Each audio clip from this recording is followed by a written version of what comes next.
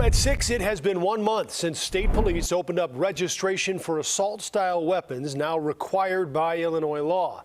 And there is still plenty of confusion about who needs to register and just how the new law will be enforced. CBS 2 investigator Megan Hickey is looking into the latest numbers. And Megan, there are some real concerns here about whether those questions will be answered in time for the January 1st deadline.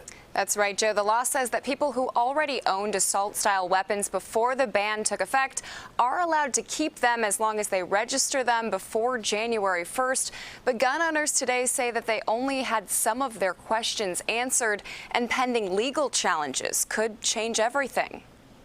We are committed to hearing your concerns and doing what we can. That was a familiar response from the Illinois State Police at Thursday's public hearing on the Protect Illinois Communities Act assault weapons registration requirement.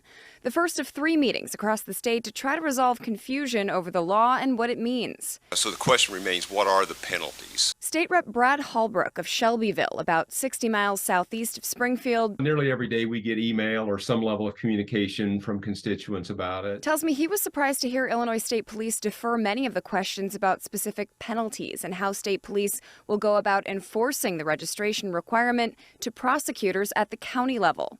It will be up to each individual state's attorney in the 102 counties to decide how they will enforce that. So if that's the case, there's going to be somewhere between 90 and 100 counties that I don't think there'll be any prosecutions unless there's a much bigger case to be had there. State police couldn't answer questions about what happens if legal challenges to the law are successful.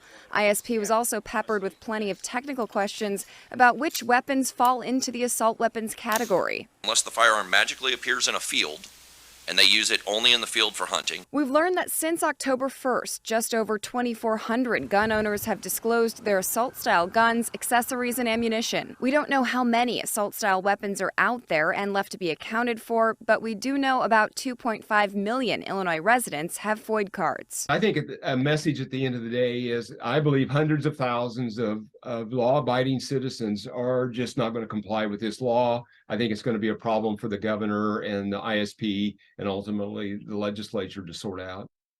And Illinois State Police said they hope to have answers to some of those unanswered questions by the December meeting of the Joint Committee on Administrative Rules, which is just about a month from that January 1st registration deadline. In the newsroom, Megan Hickey, CBS 2 Investigators. Thanks, Megan.